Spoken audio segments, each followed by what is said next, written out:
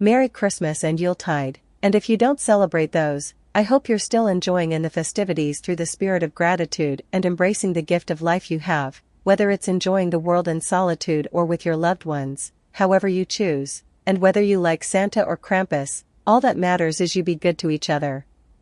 Salat. One of the things that happens to language as it evolves, or devolves depending how you look at it, is the omission of letters, bedded at the beginning or middle of a word. Those unaware of this process will find examining language for the purpose of discovering history or chronology a fruitless endeavor. The following examples of initial vowel omissions are from Edward Leud, Archaeologia Britannica, page 11, published in 1707 AD. These will serve as excellent references should you find yourself having to defend your position in these matters. Leud wrote, "ib, a and the diphthong ae was frequently omitted by the Romans, in any part of a word, as appears by divers inscriptions, as also I and ie, and v after q. That means when Izar is used, Izar is likely meant, i.e., soul, in Hestrusca idiom lingua Izar vocatus est, meaning the sun was called Izar in the Etruscan language, thus Izar, the Etruscan and Irish word for God, is also the same as Izar, the Etruscan word for the sun, which is also used as plural for gods in the Gothic, hence the Asir. This is indicative of the sun and God being linked, or the sun being the mediator of God, and the gods being aspects of the sun at different times of the year. I didn't come to this conclusion on a whim. It's in the language of our ancestors. Next, Leud observed vowels omitted in the termination of words. He wrote, "In our modern orthography of the English, the final vowels formerly est, are in diverse words omitted, especially a and e."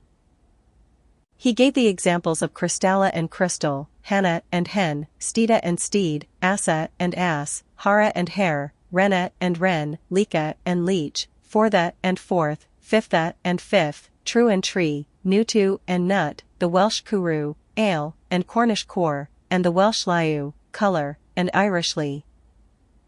Next are labial mutes omitted, such as in words like Ptolemy, the p not being pronounced, thus muted. The omission of labials in the middle of words is definitely an improvement in terms of speaking the language, but not in terms of trying to discern the origin of the words. There are quite a few words where initial palatal letters in words shared by these similar cultures that were omitted, which, if accurate, demonstrates that it's not just something that happens in younger languages. It goes both ways if there is any interaction between the cultures, probably because it is the path of least resistance in terms of learning and being able to speak a foreign language. Lingual mutes are also omitted in the middle of words, i.e., the Latin word argentum and the Welsh words Arian and Ariant, which pertain to silver. I wonder if this is anecdotal or there is any connection to Arian. Lingual mutes in the middle of a words are apparently how we get words like Lent, which occurs in spring, from lengthen, the spring. It's essentially the same word as lengthen, perhaps related to the lengthening of the days that is much more noticeable during this time of year. There are other examples of this, but I am not fluent in Welsh, Cornish, Armoric, or Irish, so unless something jumps out at me, those interested in the subtleties can read the entire work themselves and go through it with more detail.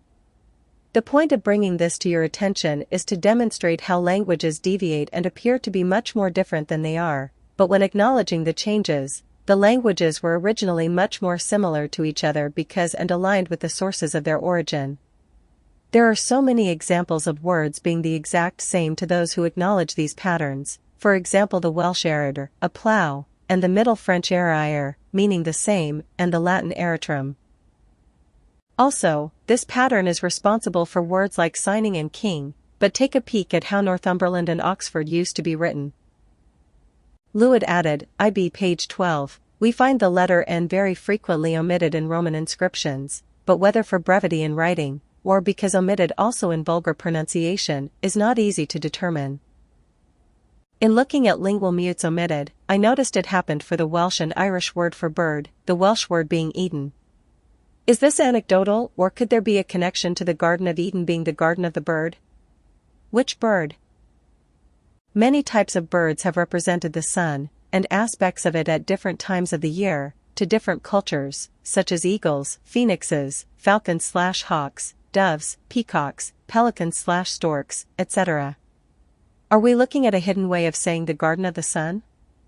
As the variation of vowels is understood, Eden is Adon, or Lord, hence Adonis, which predates any of the scriptures.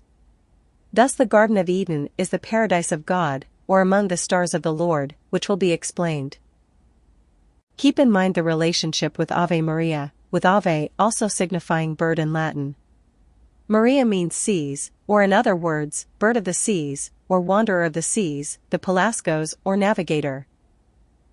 Recall the description of the territory allotted to darkness, or the winter months, in the Book of Jubilees that I wrote about in July's end with black swans, and for Ham, blackened, darkness, winter, came forth the second portion, beyond the Gihon, gushing forth, described as encircling the entire land of Cush, who begot Nimrod, towards the south to the right of the Garden of Eden, and it extendeth towards the south, and it extendeth to all the mountains of fire, and it extendeth towards the west to the seas of Adel, and it extendeth towards the west till it reacheth the sea of Mauke, that sea, into which everything which is not destroyed descendeth. Again from July's end with black swans, the etymology of paradise, which I learned from a clergyman, is a detail that is evidence of the scriptures being written in Latin first, or by people with a Latin mindset writing in Greek and Hebrew. Paradise comes from the Septuagint translation pi alpha rho delta epsilon iota sigma omicron, paradisos. The phonetic Kabbalah reveals it is divided into paradies, which conveys among the stars. Deis is the plural form of deus, meaning gods. The Garden of Eden is paradise, heaven, among the gods, which are the stars because the scriptures were written by watchers, seers, bishops, who are the astronomers and astrologers of their time. On the eastern side of paradise there is a constellation Perseus, which is the astronomical drama playing out that we read about in mythology and in Genesis 3 verse 24, so he drove out the man, and he placed at the east of the Garden of Eden cherubims. It should just be cherubim, as the im indicates the plurality of cherub. The citation was from KJV, and a flaming sword which turned every way, to keep the way of the tree of life. Perseus is a constellation above Taurus, spanning 28 degrees of the zodiac in the signs of Taurus and Gemini. Gemini is made up of the little children, Castor and Pollux, the cherubim. When Perseus is in the east of the Garden of Eden, Virgo, Boötes, and Serpens are in the west of it. The Garden of Eden is the starry sky. Perseus rises as Adam and Eve fall, or set. Who is Adam? He is none other than Boötes. Who is Eve? She is Virgo, just beneath Adam, or Boötes. Who is Eve? She is Virgo, just beneath Adam, or Boötes. The serpent that tempts them into the fall is Serpens. The eastern constellations of the zodiac are in springtime, when the sun is rising from winter above the equinox.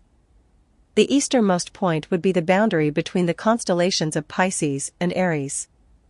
The following painting is kind of tricky to read if you're unfamiliar with the system, but imagine it as a sphere of heaven, or the band of the ecliptic that composes the zodiac, along with the other constellations north and south of it, unwound into a straight line rather than a ring or dome. If you zoom in, you'll see 3 latitude lines. The middle is the equator and the other 2 lines are the tropics. The constellations above are the northern constellations, the ones below are the southern constellations. From left to right, you'll see the zodiac beginning with the twins of Gemini, then Cancer, Leo, Virgo, Libra, Scorpio, Sagittarius, the southernmost constellation in the zodiac, Capricorn, Aquarius, pouring his urn into the mouth of the southern fish's mouth, the royal star Fomalhaut, next is Pisces, and finally Aries and Taurus, which are touching each other. It looks like an artistic choice to make the ram look like the lower half of the bull, so it's hard to make out the ram from this small photo. On the far right, you'll see the feet of the twins cut off by the clouds, signifying the continuation of this pattern or path and how the right portion of the sky relates to the left portion. The stars move like birds in a flock. Could the ancient Britons' naming of birds be based on stars, or could the Garden of Eden be based on the Welsh word for bird, Eden? If these subjects intrigue you, dive into Spirit World and get brought up to speed. Variation of initial syllables.